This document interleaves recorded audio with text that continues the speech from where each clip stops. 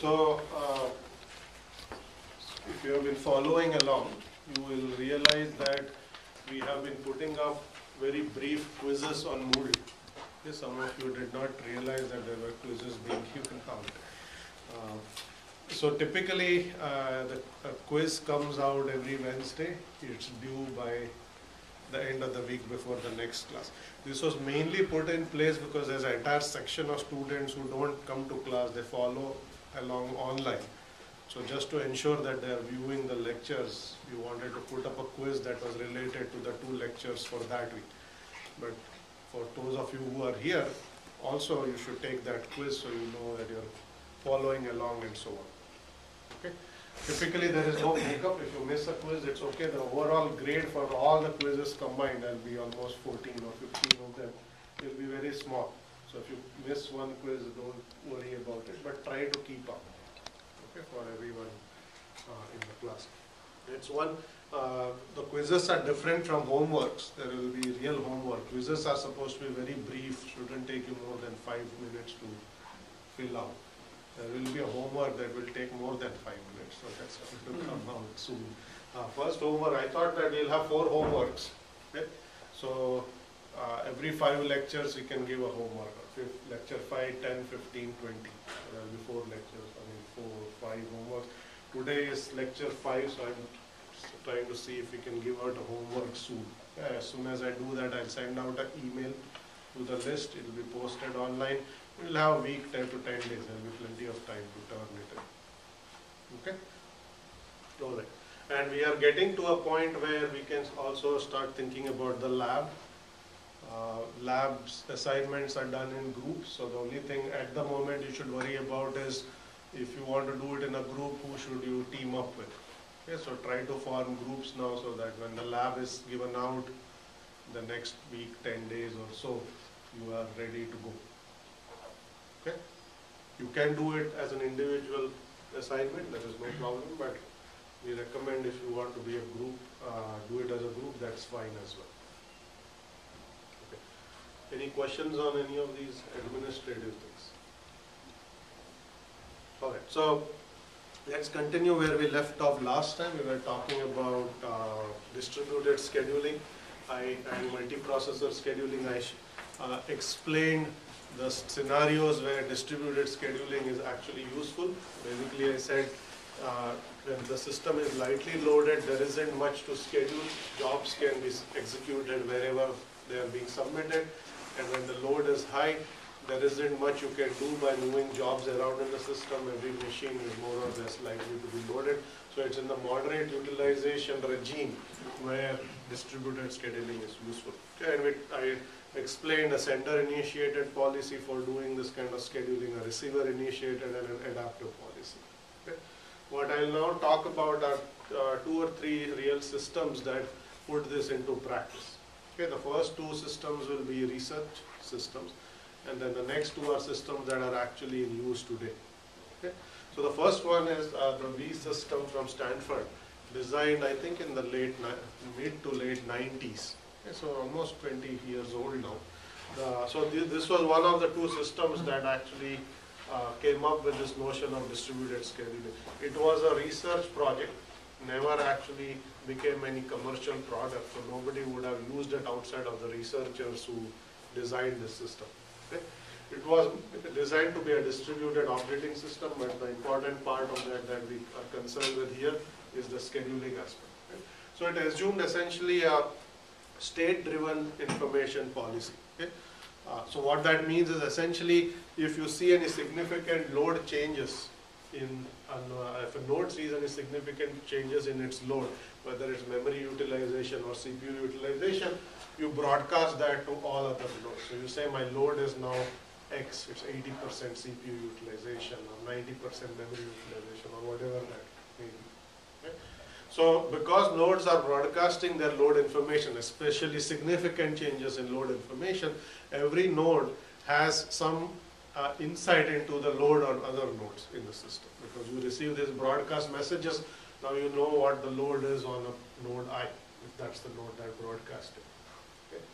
So that's basically how you keep track of. So you don't go and poll. Okay. The 2 techniques I talked about last time was when you have to send a job or receive a job, you explicitly go and ask a node to send its load information. Here, nodes are asynchronously broadcasting information as and when they need it. Okay? And then we assume that the least loaded machines in the system are receivers, others are senders. Okay? The least loaded nodes basically, if you are among the M least loaded, you have a table of load on most of the nodes, you sort that, and if you are in the bottom M nodes, you become a receiver, otherwise you are a sender. Okay? And this, the policy here is to be sender initiated. It's the sender's job to send task to some other node in the system, to some other receiver in the system. Okay? And then the location policy is what happens is, since you have M least loaded nodes that are receivers, if you are a sender, you are going to first pick one among these M nodes and poll, saying, are you still a receiver? Okay? And if the answer is yes, then you can send a job. If not, you try another. Okay, the reason, despite having load information, the reason you poll is that since that information was broadcast, it may be stale. So few other machines may have sent jobs to that receiver node, and it may have now gotten loaded enough that it cannot accept anymore. So you have a list of receivers already from the broadcast information. Before you send a job, you check.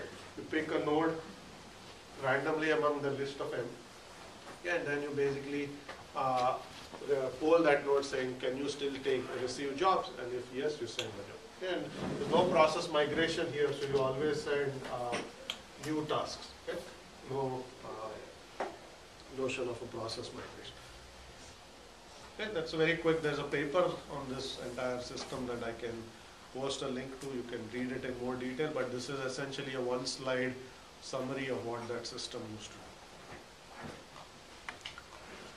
Okay. Second case study, this was a competing research project of us. The V system was developed at Stanford. The Sprite system was developed around the same time. That was also an operating system, a distributed operating system. This was developed at Berkeley.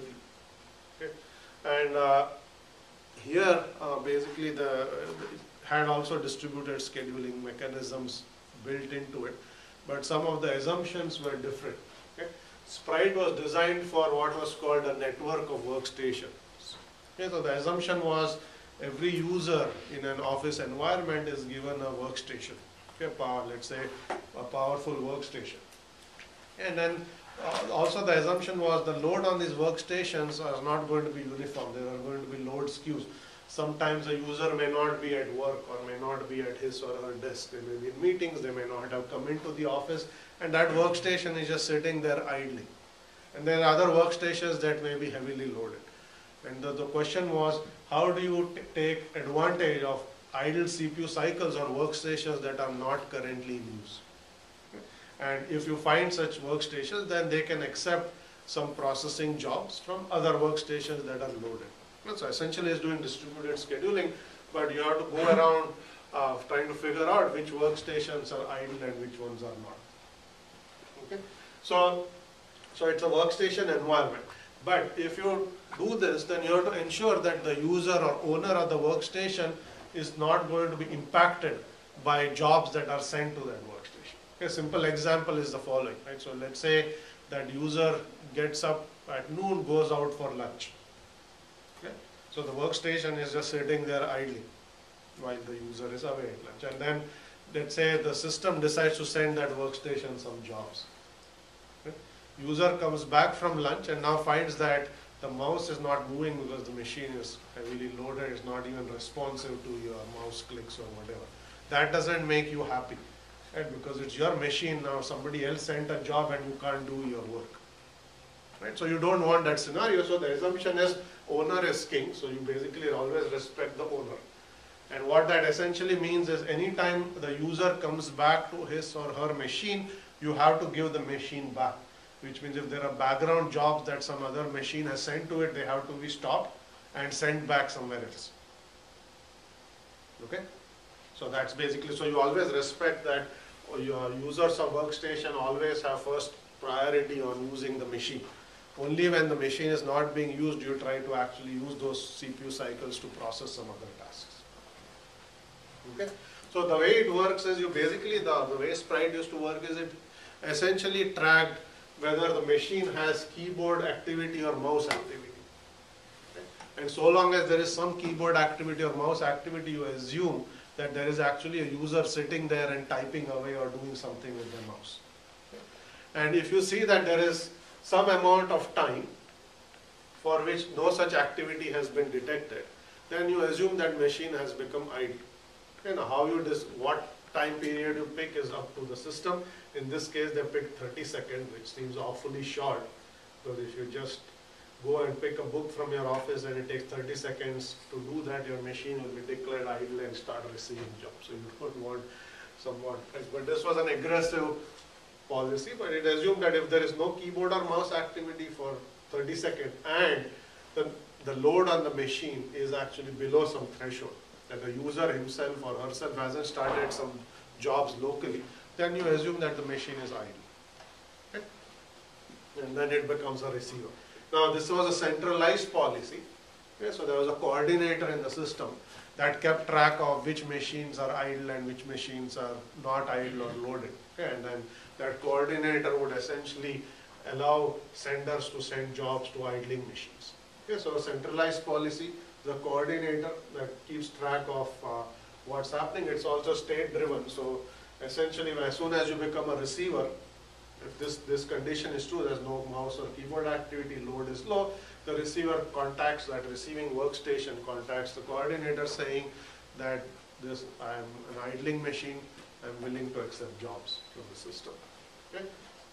Select, so senders you can decide. So whenever you submit a job, you can say that find the best machine to execute this job, and then that machine would have to contact the coordinator saying, is there another machine that is less loaded than this machine, and if so, that's the machine that the job is going to execute. Okay? So location policy, sender queries the coordinator tells the sender where to execute the job. Okay? So now that, as I said, because owner is king is sort of the rule here. If you are a workstation that's accepted a job and the owner of that workstation comes back, then the machine has to be returned back to the owner. The job execution has to be suspended. Okay? So then you can ask what happens to partially executed jobs. So maybe the job ran for an entire hour while the user has gone out for lunch. User comes back and now you have to stop that job. Okay? And let's say it has another hour to go. So what do you do? Okay, one option is that you just terminate the job and restart it.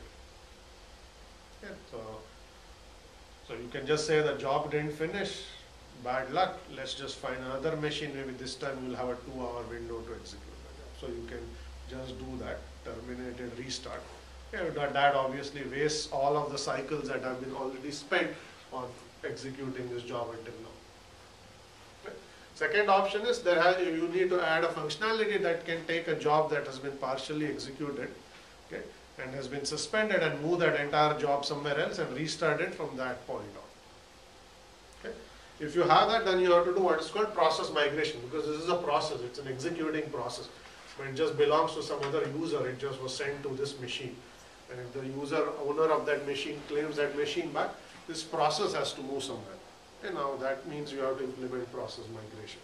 Okay, so that was the new functionality that Sprite added, which was not even there in V, was it actually implemented process migration. Okay, you could actually suspend an entire job. You can take all of its memory contents. The way you do this, you take the memory contents of this process, save it to disk, okay, and then decide where this job needs to resume execution. Okay, either you make that disk accessible on that other machine, or you actually copy the contents of this process onto the local disk of the new machine. You load that entire contents back into memory there, okay?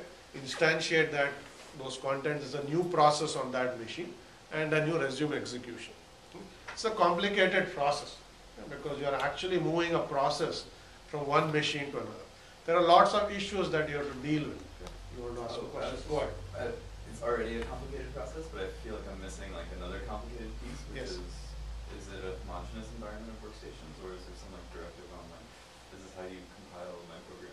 Yes. So I will talk about all these issues in just one moment. There are more complications even before you assume whether it's homogeneous or heterogeneous. Okay? At the moment, I'm just explaining how process migration works. Okay, so essentially, you have to transfer the state of this process. You will swap everything out. All the memory pages of this process will be swapped out to disk. Say the page tables, file descriptors, etc. Okay. Now here, Sprite assumed a distributed file system, so the disk state was shared. All the files within the file system could be accessed on any machine. Okay. So you didn't explicitly have to copy any data, but if you did not have a distributed file system, all of the data had to be copied over. In this case, you didn't have to because the file system was distributed. Any machine could access files stored on any other machine. Okay. And when we talk about distributed file system, it will become clear how to do that. At the moment, just assume that you can access a file on any machine in the system. Okay. If you do that, then you on some new machine, you page those pages back in. First, you have to create a new process there. Process 10 here has no meaning on a new machine. And that has its own process ID space and so on. So you create a new process, you take this memory space and you sort of upload it into that process and you start, so all the registers get uploaded, etc., you start executing. Okay. Now there are many issues here. First one is that this process may have opened files. It may be actively reading or writing files. Okay. And if those files are being written to local disk and you now move this process to a second machine, okay, those files don't exist on the local disk there. Okay, so this thing is just going to break. It's not going to work. If you try to write a file foo, that file was present on disk 1 and is not accessible on that machine, you will basically get an error and the process will crash. Okay? So if you have to deal with files that are open, you have to assume that those files live on either a network server or a distributed file system, so you can continue to access them from a new machine. Not an easy task, so you're putting some restrictions. Otherwise, the thing have no meaning. That file has no meaning on a new machine. That is the first problem. That's somewhat simpler to deal with because you can say this all I/O has to be done to a network file server. So all the files are written to a server. That server can be accessed from the second machine as well. So then it's okay. Or it's a distributed file system. Okay. Second problem is what if this process is actually doing network I/O? If it has open sockets and it's communicating with some other machine. That's a more complicated problem. Now if you just move this process to another machine, that machine has a different IP address from the first machine. The other end has no idea that this machine has moved. So if it continues to send packets to the old IP address, the process is gone. So all your connections are going to break. So you can only say one of two things. You can say process migration will only work for those processes that do not do network I/O. Then if you move it, there are no sockets, so there's nothing to worry about. So you can either impose that restriction or you have to somehow deal with a change of IP address. And the way that can be done is you basically have to essentially have a tunnel from the first machine to the second machine. So all the packets will continue to arrive to the first machine and they are forwarded by your workstation that ejected this process to the second machine. So it gets complicated, is the short way to think about it. I mean, it's doing the swapping of the pages and loading it on another machine is actually simple. That's not the problem. The problem is all the resources being accessed by that process. How do you ensure that those resources, whether it's a network socket resource or a file resource that are being accessed, how can you continue to access them on the second machine? Okay? There's a question asked about what assumptions are we making about the hardware environment. Clearly here, although I did not make it explicit, in this case of Sprite, you assume that it was homogeneous. Okay? You can't move a process from an Intel architecture to a Spark architecture. Okay? The machine code is not even going to work there. Right? We will see ways to deal with that as we go along. Okay? Well, how do you deal with migration in heterogeneous environment? At the moment, assume that at least the workstations are all identical. They are all Intel machines of the same type, so that any compiled binary is going to at least work. If the binary doesn't work, you cannot do this at all. Okay? So we will come back to this. This is just a case study of how Sprite did it. We will look at migration and better ways to do this, okay, as we go along. Any questions on this? Did that answer your question about the engineering? Okay. So that's Sprite. So those were two research projects. Okay? They had good ideas. They were one of the first to try out these ideas: distributed scheduling, process migration, and whatnot. Next two case studies are on systems that are actually in use today. Okay? First one is called volunteer computing. Okay? So this is basically this has many names in the literature. People also call this internet scale operating systems or ISOs and things like that. So you'll see how some of the ideas are now going to carry on. So in volunteer computing, what you do is, if you have a machine of your own, you can decide that you want to volunteer its CPU cycles to some task that somebody else needs to run. So you are volunteering your cycles to some other task. Okay? There are systems, not systems, there are applications like SETI at home, there's something called Boink and so on, where this kinds of these scenarios make sense. So assume that there is a user, okay, that needs to run a very large amount of data processing or computational application. They do not have a cluster large enough to run their jobs. Okay, so what they go and do is, they say, I need to do this for some good cause. Any user anywhere on the internet can donate their CPU cycles to this good task. Okay? So whenever that user is not using their machine, that machine will actually contact some central coordinator and send me a small task. Okay, that coordinator will send it a task, will do computation, will send back result. If the machine continues to be idle, this will repeat, okay, until the user claims their machine. Okay? So this is using a similar idea to what was done in Sprite. Okay, machine became idle, machine went around looking for some work cycles. I mean, it was contributing a cycle, it ran some tasks, and when the user came back, the machine was given. The way it works in this case is basically you have to download a small piece of software. If you want to volunteer a machine, you have to download a small piece of software. That software actually runs as a screensaver on your machine. Okay? So whenever you are not at your machine, your screensaver will activate. So it's idle and the screensaver runs. The screensaver is actually a program. Okay? The screensaver will actually then contact the central server saying, now this machine is idle, this user has basically volunteered their cycles to some cause, send me a job. And a small task comes over, you run that for a short period of time. Then if your screensaver continues to run, you basically keep asking. And when the user comes back, the OS already will deactivate the screensaver. So then whatever task was running will go away automatically. Okay, so you don't need to do anything special. By running these volunteer cycles as screensavers, user can claim their machine back at any time. Okay? Now what kinds of applications do people run on volunteer computing systems? There are many different ones. Okay? So SETI at home was one of the very first. SETI stands for Search for Extraterrestrial Intelligence. Okay? So basically these are astronomers who had large radio telescopes that were simply scanning the sky to see if there are any signals that you can actually see from outer space, to see if there is any sign of life outside. Okay? And simply because the amount of data that these telescopes were collecting was so large, and they did not have resources to build their own machines to process that, they basically said, let's go and see if other users anywhere can contribute their cycles. So anytime the user is asking for a job, you send it a small part of the scanned signal, and then you look whether there is any pattern that you can discern. Okay? So since there's a lot of data, and this data can be partitioned into very small tasks, where you have to look, is this silence or is this garbage, or do I actually see any real signal, radio signal in this data that has been collected? You can parallelize this quite a bit.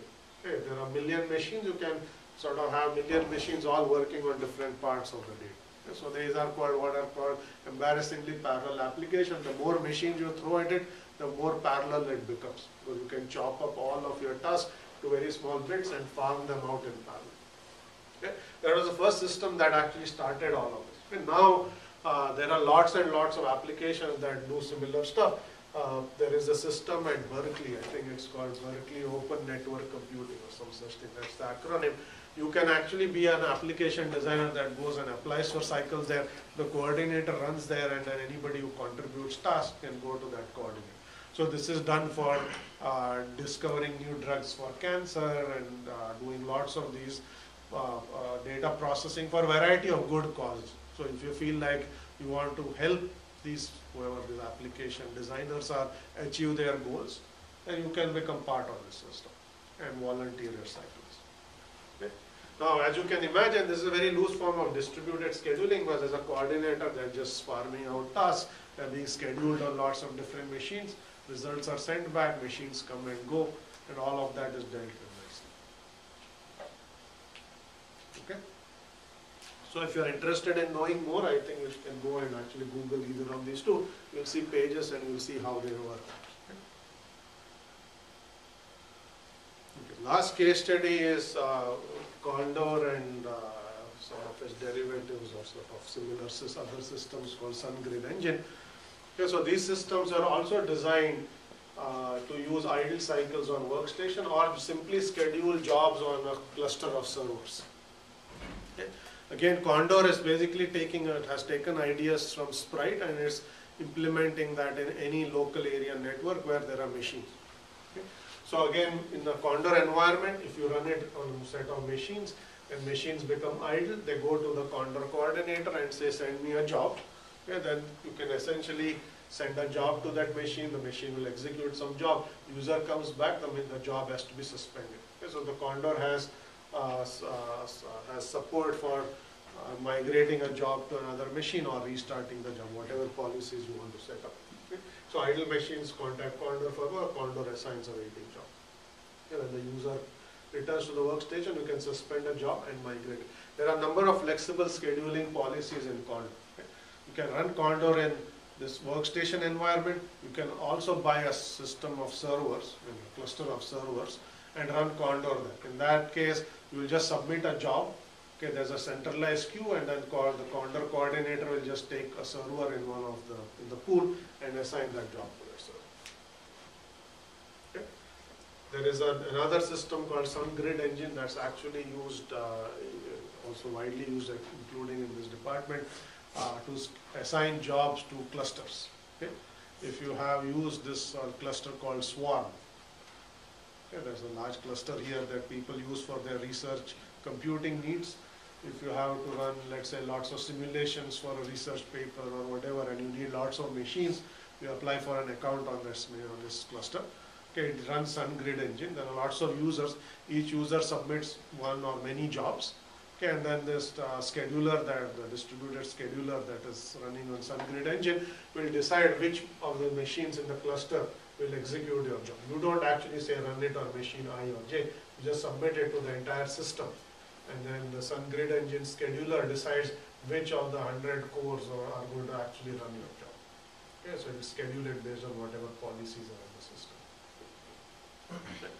So these are 4 different examples of systems that use distributed scheduling today. Okay, so 2 research ones, 2 systems that actually use them in today's applications. Any questions on this? We are going to switch gears and change topic, starting with the next slide.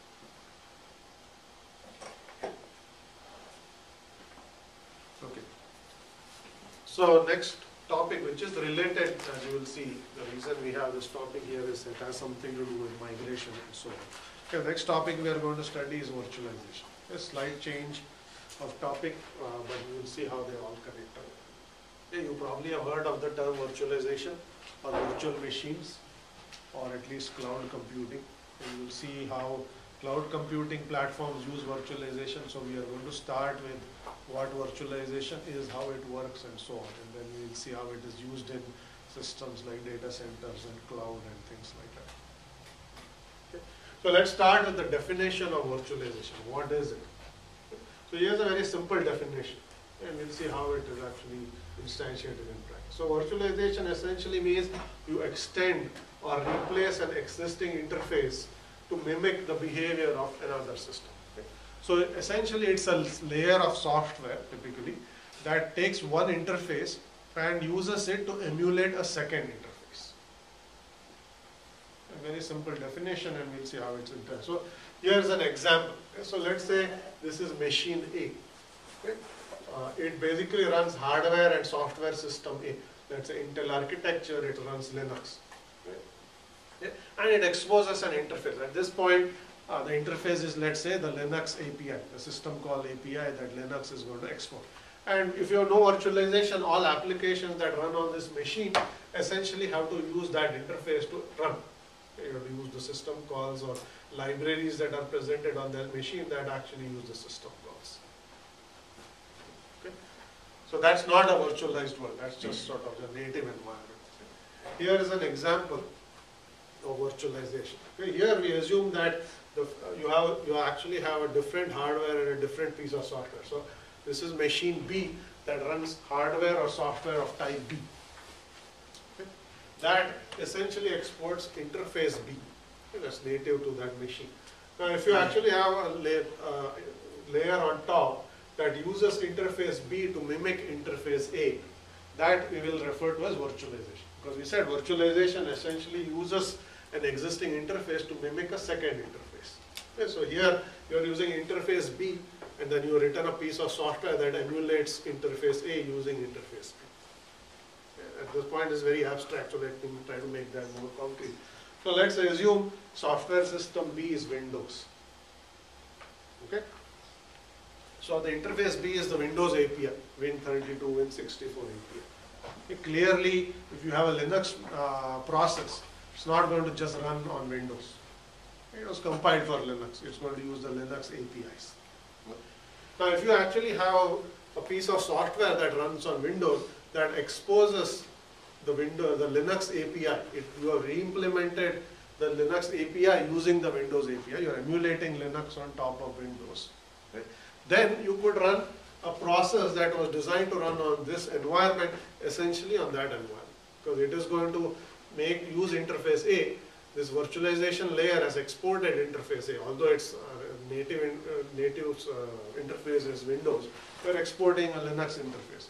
So then this Linux process is going to run on this environment. Okay, so virtualization has allowed you to expose a second interface using a first. Okay. Now let's look at a little bit of history. Why does this all make sense? We'll talk about in just a moment. Okay.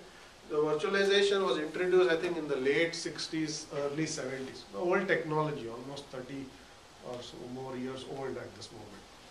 It was designed by IBM. And the reason it came about was the following. So IBM used to be a mainframe vendor in those days. Still is, but it does a lot more things than mainframe. So those days, the companies would spend, let's say, $1 million to buy a mainframe machine. Right? Then they would run all of their applications on that mainframe, whether it is running payroll systems or whatever else that may be, you run it on that mainframe. Right? Let's say you write a lot of code, you write your applications on that mainframe. Right? 3, 4, 5 years down the road, machine becomes old, you basically have to go and buy another mainframe. It's time to replace it with something newer because that machine is old, it's too slow and so on. Okay, so you go back, let's say you go back to IBM, say machine is old, I need to buy a new one. They'll say, yes, we have a much better machine, it's much faster, it does everything better than your old machine, still costs $1 million, and by the way, we changed the processor, we changed the operating system, so none of your code is going to run. Okay, so you can pay $1 million, but you have to rewrite all of your application. Okay. Now, there were not too many vendors in those days, and maybe only very few who built any kinds of mainframes. Even today, there are only a few. So you don't have much choice. Right? So you have to go and spend your money, but you don't want to go and rewrite all of the code. You may have spent years developing application. You can't just throw it out and say, these guys just came up with a new processor architecture that is not at all compatible, new instruction set. They redid the OS, now this new OS doesn't run anything. There has to be a way to make it work. Okay? So basically, clearly, you cannot really tell your customer if you are, even if you are IBM or any other vendor for that matter, saying, buy my machine, it's faster, but nothing that you do right now is going to work. Okay, so what they did is, because they came up with either a new hardware architecture or a new OS platform, they said, we will give you a layer. Okay, it's an emulation layer. That layer will emulate the old hardware. Okay, so any code that you have written will still continue to run. Will run in emulation mode. Okay, basically, you run it on top of this layer of software we have written. That software presents the old, it basically makes it look like it's still, the code is still running on the old machine. It's going to emulate the old processor, old API, all of that. So all your old code will run, and if you write new code, write it to the new platform. That way it will actually take advantage of the new functionality you put on that platform. Okay? So they were clever enough to realize you can't just change everything and sell it to your customers and expect that they will be happy. They said, here is the solution. We have this new hardware, it's faster. It will run everything that you run today. And if you write new applications, you can make it even better because we have all these extra features in our new OS, okay, which is not compatible with the old OS, but then for new applications, that's okay. Right? So they essentially invented this notion of virtualization to do exactly that. So software system B is the new hardware or the new operating system that runs on the hardware. Okay, the virtualization layer is essentially mimicking the old hardware and the old operating system, okay, which may be completely incompatible. It could be completely different processor, okay, not at all backward compatible or anything like that. Okay. So that's how it was designed in those days, and today it's used for much more than that. Okay, but that's the quick history into what is virtualization and what it does for us. Okay, so basic takeaway is to know what the definition is. It's the ability to implement one interface on top of another. Okay? Any questions on this before we actually jump into lots of details? Is it clear what is virtualization? That's the definition. So, if you actually dig deeper, you will see that there are many types of virtualization. What I just explained was a very abstract notion. I said you use one interface to mimic another. I didn't actually say what that interface was. I gave some examples, okay, but those examples are not necessarily going to cover all the case. So you can implement virtualization at different levels of your hardware and software stack depending on what interface you are trying to mimic. Okay. You can have hardware level virtualization, that's the lowest level of virtualization, where you are mimicking one processor using another processor. Okay. So you can mimic an entire instruction set in emulation. You may be running on an Intel machine.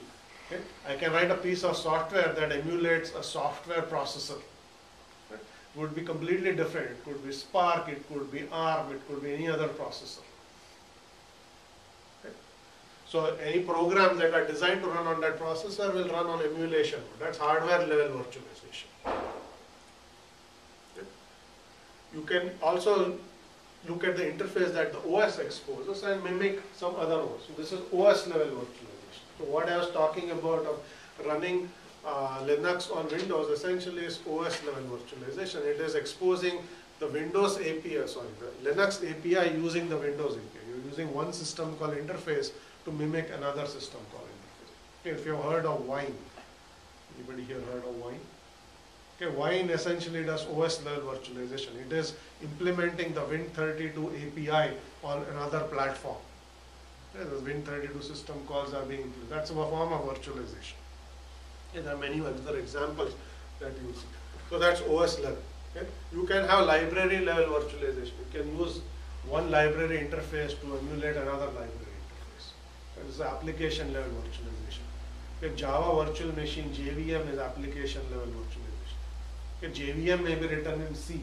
So using C libraries to expose a Java interface. Okay? One library is being used to emulate another. So you can do virtualization at different levels in the stack. And depending on where you do it, you get OS level hardware virtualization, OS level virtualization, application level virtualization. We are going to look at all of this. You may not have, you may have encountered some of these already without realizing, others you may not. So depending on what is replaced or mimicked, we get different forms of virtualization. So I'm going to run through a few, whatever I just talked about, in a little more detail, then we are going to look at some of this in a lot more detail. Okay, the first one is hardware level virtualization. This is also referred to as emulation. Okay. Typically this is used to emulate one hardware on another. Okay. So the virtual machine or the virtualization layer emulates a complete piece of hardware. You can emulate an entire machine. You can emulate an entire PC in software. Okay, all of the processor, the memory, the disk, the network, everything you can emulate in software. You can write a program that makes it look to another program that's running on top as if you are running on a software PC. Okay? So you can then, if you do that, you can run an unmodified guest OS on a different PC. Okay? If you've heard of Box, okay, that's a very popular open source emulation environment. Okay? It allows you to emulate support lots of different processors. Okay? So you can emulate one processor on top of another. Okay? At one point when Macs used to be actually PowerPC based, okay? You had this piece of software built by Microsoft actually called Virtual PC for the Mac. Okay? Because in those days Macs were based on the PowerPC architecture. They couldn't run Intel based applications. Okay? So Microsoft had this virtualization layer called Virtual PC that emulated an entire x86 machine.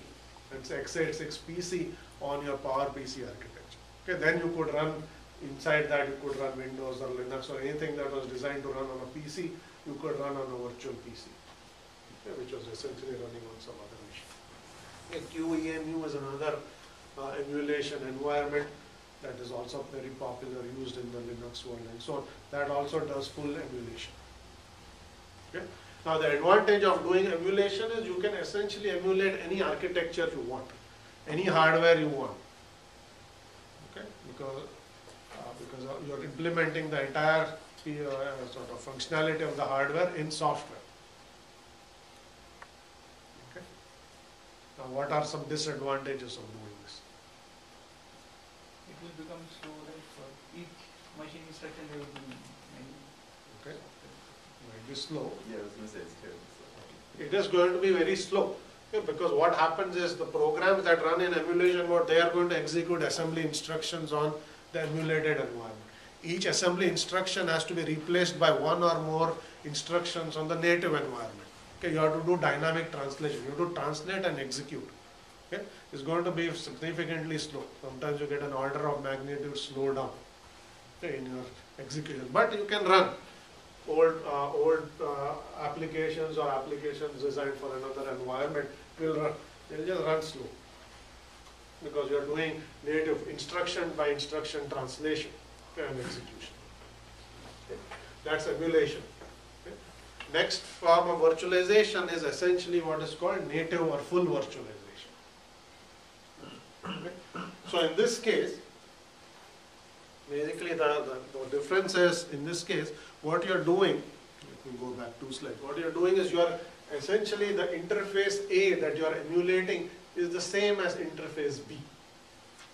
Okay, you're emulating the same interface using the underlying interface.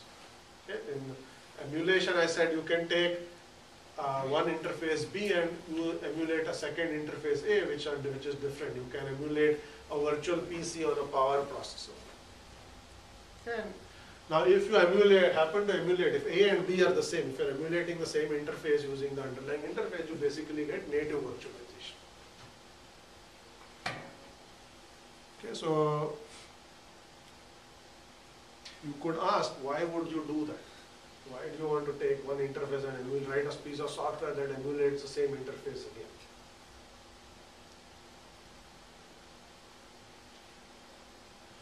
You can easily migrate the virtual machine to another computer. You could migrate, but we haven't even gotten that far. You're jumping maybe 3 steps ahead of where we are. I'm just asking, what is the rationale to say that I'm going to write a piece of software that basically takes one layer and exposes essentially the same layer above. You can run it as a separate application, so even if it crashes, it will just crash that application, not the entire system. Okay, so you can run it as a separate application inside the virtual machine, and if you want to basically isolate it from crashes, etc., you can do that. Okay, that's one possibility, and definitely a valid possibility. Any other ideas on this?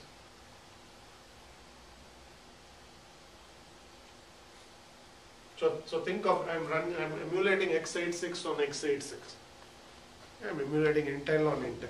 The most common case of actually full or native virtualization. Where would you use something like that?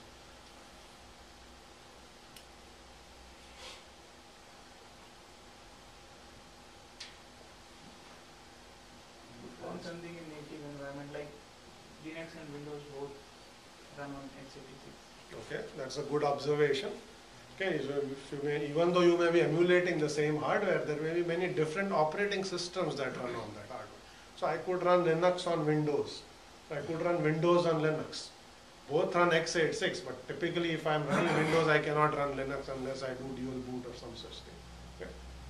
So that's actually a very common case of I'm emulating the same hardware. So I'm emulating an Intel PC in software on another Intel PC. Okay. But on that emulated Intel PC, I can run a second operating system. I can actually run Linux on that operating system. And then, so then I can run Linux app on my Windows PC, or I can run Linux app on my Mac PC. I can show you that you can actually do this with many popular virtualization platforms like VMware. Okay? So this is basically native virtualization. Now the advantage of native virtualization is because the hardware family is the same. Okay? You don't need to do full translation. The assembly instructions, whether you do have Linux or Windows, are going to be the same. They are actually for x86. Okay? You have to basically simulate enough pieces of hardware, but once you are done all of the rest, you don't actually have to do any translation of assembly instructions. The assembly instructions map one to one. You can add assembly instruction in Linux is an add assembly instruction in Windows because it's actually an x86 instruction. It has nothing to do with the platform. Okay? So in this case, although there is going to be a slowdown or an overhead to pay because of the virtualization layer, the code is not going to see the same level of slowdown you see here. Because for here, every assembly instruction has to be replaced by one or more native instructions. Here you don't have to do that. Okay? But you have to still simulate all of the rest. I mean, Windows won't just run out of the box on Linux and things like that. So other pieces do have to be emulated, but the instruction sets don't need to be translated. Okay? So the slowdown or the overhead you see is actually much lower in this case. Anyone here use VMware Parallels or anything like that? VirtualBox. Okay, so lots of you have used it. So you should have said why you should emulate the same hardware on another hardware, because you know what the use cases are. Okay, I'll show you at the end of the class an example demo.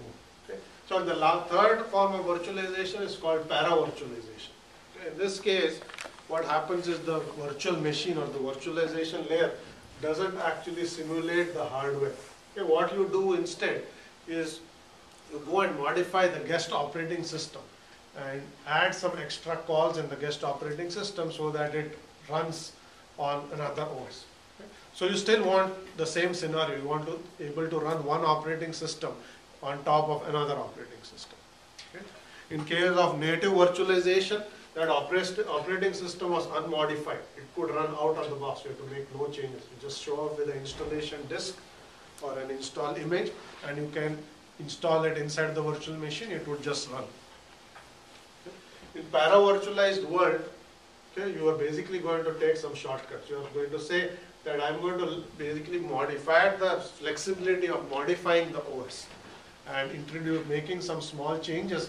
Then I'm going to be in what is called para-virtualized mode. So what happens in this case is the virtualization layer is referred to typically as the hypervisor. Okay.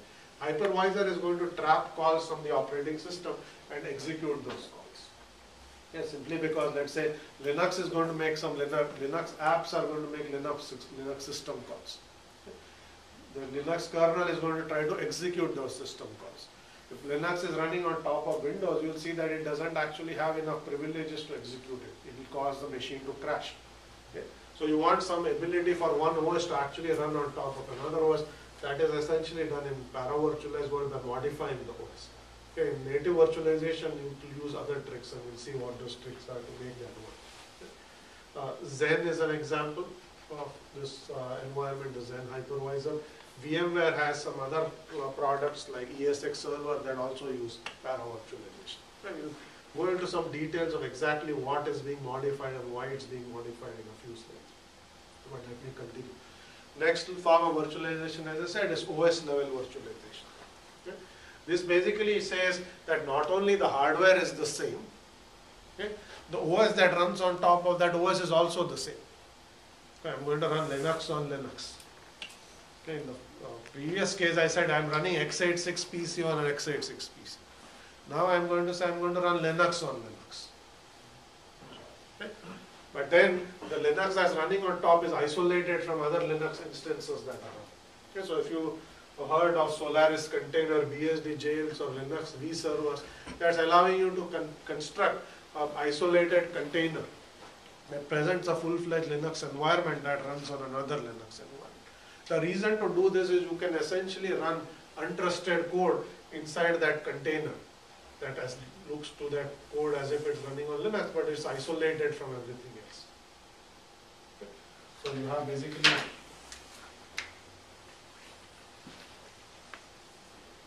Linux, running on let's say x86, and you can create what is called a container. In Solaris, that it's actually called a container. Let's just use the word container. So this looks like a tiny Linux OS that runs on top, and an app runs here. Okay, this app cannot actually see other apps that are running on that OS. Neither can these apps see this app. Okay, they are isolated from one another. Okay, so if this app does something malicious or is buggy and crashes or anything like that, these other apps are unaffected by it. Okay, so this is often used for either performance or security isolation. Okay, so that's the use case for emulating Linux on Linux, in this case, or Solaris on Solaris or BU. So it's basically a way to isolate whatever is running in that container from everything else, but the process that's running in the container just sees an ordinary, the same OS as the native OS. Everything looks the same, we just cannot see what's outside. So in BSD, this is called a jail. Okay, so you essentially jailed that process, so it cannot see anything else, it cannot harm anybody else or anything like that. So you isolated it using OS level isolation mechanisms. Okay. Another form of virtualization. Yes, sir. How does it help with performance? You said it helps with performance. How does it help with performance? Okay, so question is, I said it helps with performance. I did not say it improves performance, I said it's performance isolation. Performance isolation essentially means that if this code is buggy, let's say it hangs or goes into some sort of an infinite loop, okay, it is not going to chew up all the cycles that are allocated here. So you can restrict saying this jail or this container gets 512 megabytes of RAM, it gets, let's say, X% of the CPU. Okay, so you can assign resources to a container. Okay? So then that container can never take more than that many resources regardless of what's happening. So if this machine, if the app goes haywire and just starts chewing up CPU cycles, though it will be restricted to that limit that you enforce on that container. You cannot then harm other applications. Otherwise, if you have a process that hangs on your machine, it can hang the entire machine. But here that cannot happen. Yes. This is lighter on resources than virtualization then. Sorry, right? so Because you don't have to run a kernel in every container. Yes. So at least like the memory footprint is something smaller. Yes, it's a good question. So what is being pointed out is you are not running an entire copy of Linux in this container. This is just a way to isolate. In para-virtualization, you are actually running one OS on top of another OS. Here, this OS has provided you a feature by which you can carve out a piece of that machine, some amount of resources, and allocate it to a container. You are not actually running a new OS in that container. This OS continues to service all of the requests. So this app is actually seeing the native OS, except that it's been restricted in the amount of resources you can use. Okay. Just a follow-up question. Is this just another name for sandboxes that you put an app? Sandboxing is an example of this OS level container. Now I should mention one small difference is in Solaris, you also have the ability to expose different kernel versions. Okay, Solaris, you can tell Solaris saying, make it look to the process as if you are an older version of the kernel and the old version. So here, you could create a container that says, let's say you're running Linux 3.x kernel, which is sort of the latest kernel. But you have some code that only works on Linux 2.6. Okay? So you can create a container and say that make it look like this is a Linux 2.6 container. Okay?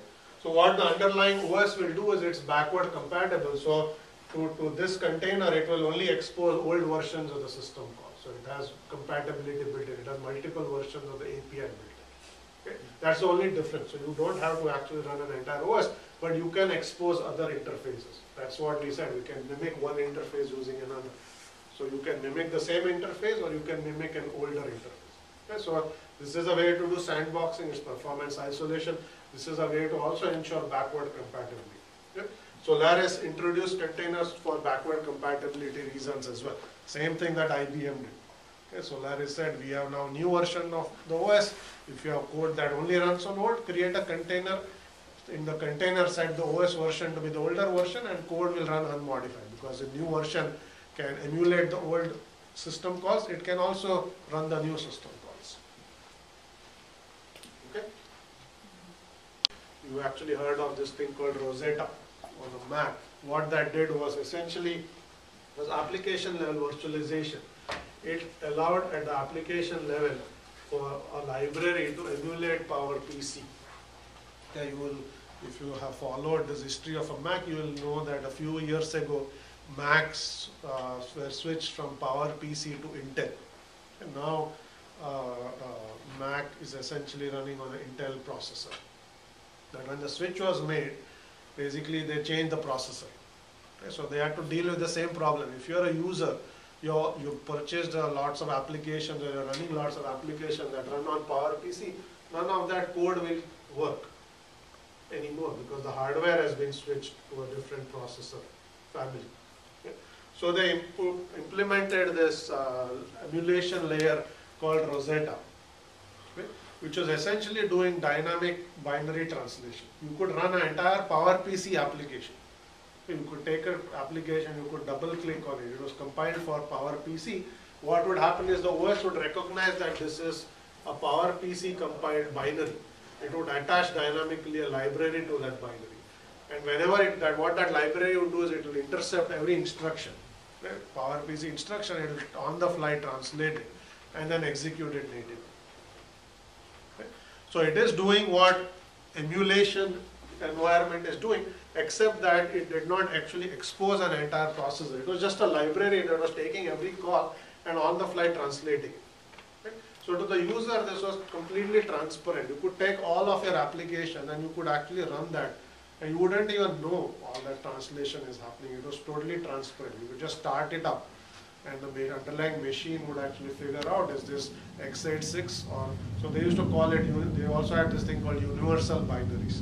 So the binary would you could construct it with PowerPC code or x86 code too. It would run on both. Okay. You could have native binaries that could be translated and so on. So they had all these emulation features built in. Okay. Wine is another example here where you're basically doing, it's not quite application level virtualization, it also uses emulation a little bit, but for all practical purposes you are implementing Win32 libraries on top of Linux. So you can run, let's say, Internet Explorer on your Linux machine or things like that. Any questions on this before we jump into more details of some of these techniques? Okay, so this is just a quick overview of virtualization at different layers. And now we are going to go back and talk about this layer in particular. Okay, I'm not going to spend too much time talking about emulation. We'll talk about native virtualization, and we'll talk about para-virtualization. Okay, so two types of virtualization, and then at the end we'll talk a little bit about application. Okay.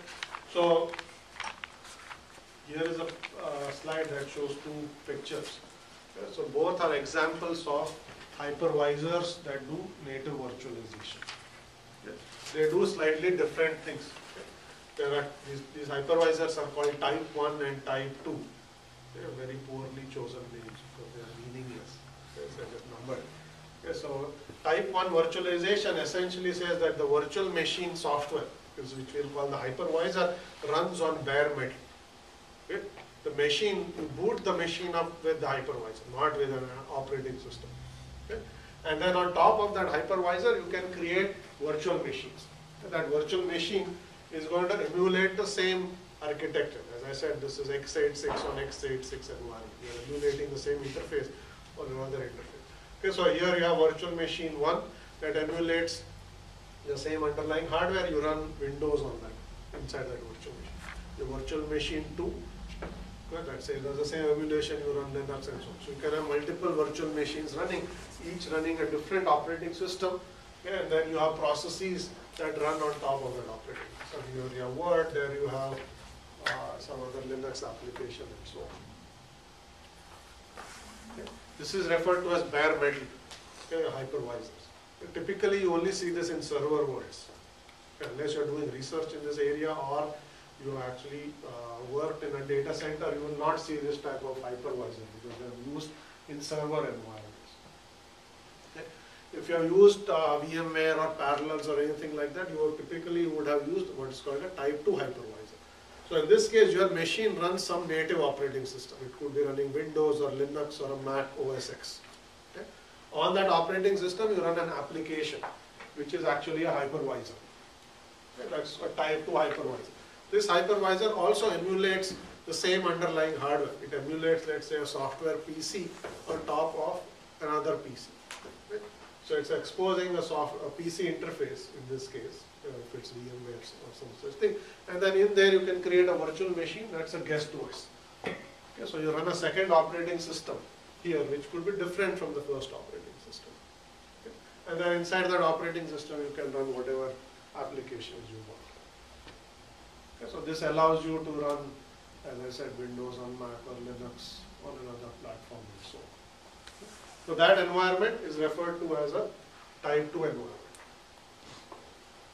Okay, so I can show a very quick example if I can get it to quickly run.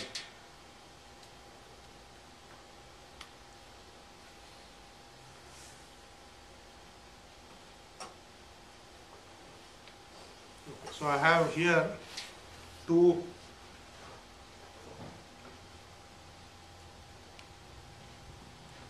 So here I have two virtual machines created. Okay, so this is actually the hypervisor interface that you are seeing. This is VMware Fusion that's running here, and I have loaded Ubuntu. So this is a Mac. So you can actually start it at some point.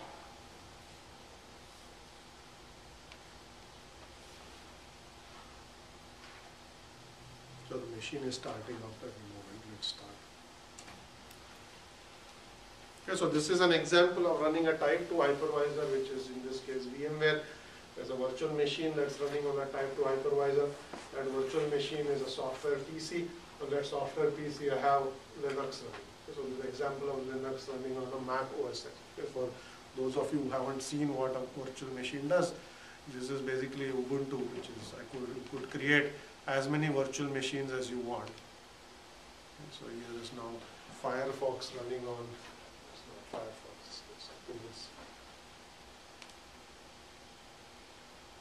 Okay, so it's going to take a while to start up. When it starts up, it's a bit slow. So here you have basically all your Linux apps. You have OpenOffice and so on. Here is Firefox that's running inside Linux. Linux is running on OS X.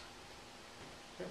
Now OS X doesn't know it's a guest operator, it's a host operating system. It doesn't know. So the entire virtual machine looks to the underlying operating system as one process. Okay, it doesn't.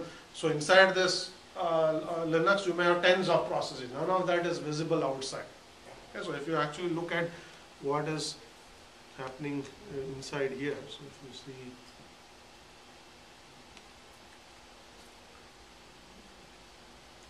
So here is that VMware Fusion that's running. You will see that it just looks like a single process. Inside that process is running an entire operating system, and inside that OS is running lots of processes. None of that is visible outside. Okay, this is all because it's emulated by VMware. It's all handled at that level. You can't see anything that's running inside your host, inside your guest rather, from the host.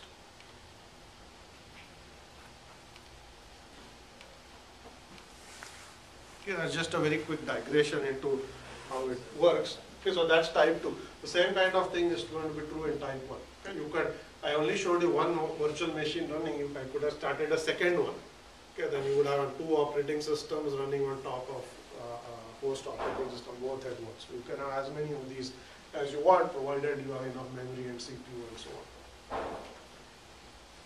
Okay? Yes, question. Is there a difference between the sort of functionality exported by type 1 hypervisor and type 2 hypervisor? Because it seems like there should be. Okay. Question, is there a difference in the type of functionality exported by type 1 and type 2? There's no difference in the functionality that's exported. Both export, in this case, they will export an x86 machine, so you can run a guest OS. There's a big difference in how they're implemented, and we'll look at that difference. Okay. What they expose to any guest is the same. How they work is very different, because in this case, there is no OS. This is the OS. This is what boots up on the machine. In this case, you boot up your normal operating system, then you just start an application, it just happens to be a hypervisor. Okay. So they have to be implemented very differently, because here this hypervisor can leverage an OS that can do a lot of its tasks for you. Here, there is no such thing. The hypervisor has to do everything, and it has to enable all this functionality. Okay. So we'll talk a little bit about how virtualization works. I'm going to explain this somewhat in the abstract first, and then we will go into and understand the details of how this works. Okay, so here is where you need to know a little bit about sort of how processor works and how typically operating systems have been written and so on. Okay? If you know anything about hardware architectures and processors, you know that there are this notion of protection levels or rings. Okay, there's something in x86 called ring 0, ring 1, ring 2, ring 3. These rings essentially define levels of protection, or what privileges a process has if it runs at that level. Okay? Typically, the OS kernel runs in ring 0, which means that it has full control over anything that's happening on the machine. Okay? User processes run at ring 3, which means that they can only run some instructions, but not special instructions that only the kernel can run. Okay? And this is left for protection. If you let a process, a user process, do whatever it feels like, it is going to go corrupt something and then bring the machine down. So certain things you only trust the OS to do. You don't let processes do. Okay? This is implemented at the hardware level in the form of protection rings. Okay? Basic architecture 101 concept, but it's something you should keep in mind. Okay? So kernels will run at the sort of the lower, basically no protection at all. It runs in ring 0, processes run in ring 3. Something to keep in mind, we'll come back to it. Okay? Now, if you take the instruction sets on any CPU, you can partition them into basically what are called instructions that only the kernel is allowed to run, and other instructions that any process can run, including the kernel. Okay? The ones that only the kernel is allowed to run are referred to as sensitive instructions. Okay? So these are instructions that can change page table settings, for instance. So there are page table hardware on the machine and so on. Only the kernel is allowed to make those changes. There are instructions that trigger I/O. Yeah, if you know anything about operating system, all I/O at the lowest level, all I/O to the hardware is only done by the kernel. Right? Typically, a process is going to invoke a system call, a read or write, and you let the kernel actually execute or do the I/O. Right? So I/O is sensitive. Changing page table settings is sensitive. So these are instructions, specific assembly instructions that you only allow the kernel to do. Nobody else can do it. If a process tries to do it, it will not be allowed to do it. Process being a user process. Okay? That's one concept. Second concept is basically what is called privileged instructions. Okay? So these are instructions that also cause a trap. Privileged instructions are simply instructions that cause a trap, or think of a trap as an interrupt. Okay, any instruction that assembly instruction that you have in your architecture or your processor that causes a trap is referred to as a privileged instruction. Okay? And the claim is, and I'll explain why that is true in just a moment. The claim is you can implement type 1 virtualization, okay, on some platform only if sensitive instructions are a subset of the privileged instruction.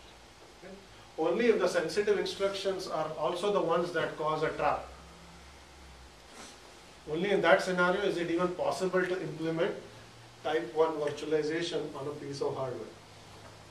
And I'll explain why all of this is true. Okay, so let's assume that you are running a guest operating system. And basically, let's say you're running Linux. There's a process that's done a system call that comes to the Linux guest. Linux guest tries to implement that I/O or MMU or whatever it is, but it's not actually running on the native hardware, it's running inside a virtual machine. Okay? So typically, in this case, the guest OS has the same privileges as a user process. It doesn't have the same privileges as the underlying host operating system. So it will not be allowed to do certain things because it's not the real kernel. Okay, so in this case, this OS has the same privileges as any user process. It's no more distinguished. So it cannot do things that it would normally be able to do if it was running on native hardware. Because this guest OS is running in ring 3. This is the only thing that you trust here. Right? So then the question is, how is that guest operating system going to do all of the things that it would normally do if it was running directly on hardware? And this is where I think some of these things come into play. So I'll explain what this is in just on the next slide using an example. So what happens in x86, or at least in 386, is sensitive instructions that are actually executed by user mode are essentially ignored. Okay, if a user process tries to do any of these things, the architecture simply ignores it, saying you have no privileges, so I'm going to ignore this instruction altogether if you try to execute it. Okay. If you ignore it and don't cause a trap, then there is no way for you to actually implement virtualization at this level, and we'll see that on the next slide as well.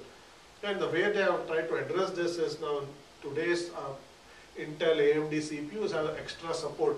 So what they have done is they have this thing called Intel VT, or AMD has this thing called SVM. If you turn on VT support on your processor or SVM support on your AMD processor, you will actually have a bitmap that tells you for these instructions also trigger a trap if those instructions are executed in user mode. Okay? And if you do that, then you can see why you will be able to actually implement virtualization, and that will be clear using the following example. Okay, so here is our type 1 hypervisor. Okay, this is hardware. Okay, that's the hypervisor that's running there. That's the operating system that's running on top of that hypervisor. Processes run inside the virtual machine. Okay. The only thing that is trusted on this hardware is the hypervisor. Okay, hypervisor runs in ring 0. It has full privileges.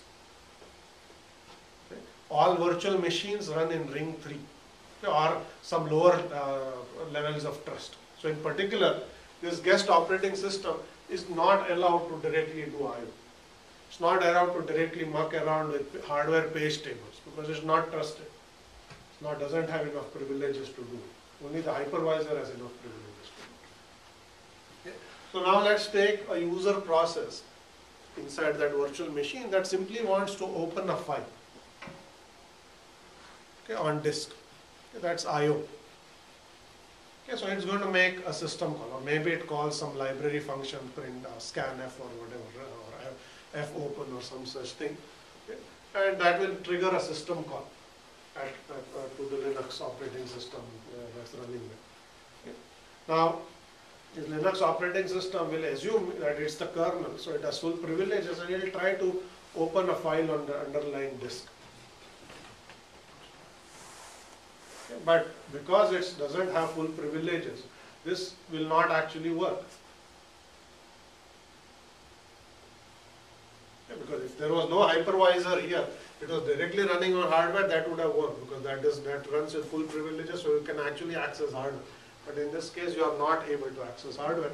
So you have to basically somehow tell the hypervisor to now do it for you. Okay. The process requests the kernel. The kernel has to tell the hypervisor saying, can you do this for me? Because I don't have privileges, you do it for me. So you have the right privileges to do it. So the guest OS has to somehow tell the hypervisor to execute that privileged instruction for it, or sensitive instruction for it. So how do you do that? You have to basically be able to signal the hypervisor. Okay, how will you signal? So you will have to raise an interrupt. Okay, saying I want to do something, here's an interrupt, then you'll go into interrupt service routine, and the hypervisor will actually do whatever you are asking it to do and return back to you. Right?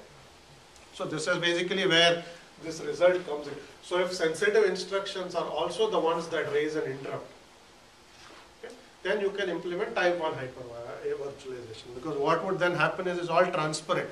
Okay, you basically make a system call from the process, it comes to the kernel tries to execute something that is sensitive. tries to change some page tables or tries to do something, some I/O. Okay, it doesn't have privileges, but these instructions also raise a trap, because I said sensitive instructions are privileged. They will raise a trap. This trap will cause the hypervisor to run. Okay, the hypervisor will say this guest OS wants to do something that it doesn't have privileges for, and it will execute it for it and then return back. Okay, that's sort of the arrow shown here. The guest operating system basically causes a trap by doing something privileged. This is type 1 hypervisor is actually running in kernel mode. That kernel, although it's a kernel, is actually running in user mode. Okay, and then it will trap here, it will execute and return. Okay, this is basically how virtualization is going to work. Okay, you don't actually trust these guest operating systems. The only thing that is trusted is the hypervisor. So the guest operating system, every time they have to do something that needs higher privileges, you have to signal the hypervisor saying do it for me. Just as processes are not trusted by the OS, the processes tell the OS to do something. In this case, the OS essentially tells the hypervisor to do something. There are multiple levels of trust here. Processes are not trusted by the OS, the guest OSs are not trusted by the hypervisor. So each has to tell the next layer, the layer underneath, saying go do this for me. Okay? Is that clear? So basically, your so unmodified OS is essentially running in user mode. It doesn't know. Okay? That guest operating system is unmodified. It doesn't know that it's running on inside a virtual machine. It thinks it's running in kernel mode. So it is going to merrily go and start executing all of these things that processes ask it to do. But thankfully, because those instructions also cause a trap, they come to the hypervisor, and the hypervisor is the real kernel here. That's the one that's actually going to execute it on your behalf. Okay, so upon trap, execute privilege instruction or emulate. Okay, you can either actually execute or emulate the impact of making those calls. All right. Any questions on this? So this is basically the guts of what is happening inside your virtualization layer. It's very important that you understand what rings of protections are. Okay, essentially how kernels and user processes work. That there are two types of instructions, some things that only trusted entities do and some things that processes can do, and how the entire chain works, and then how virtualization is going. Okay, so I will stop here. We ran out of time. Next time I'll talk a little bit about how the same functionality is implemented in type 2 hypervisors. Okay.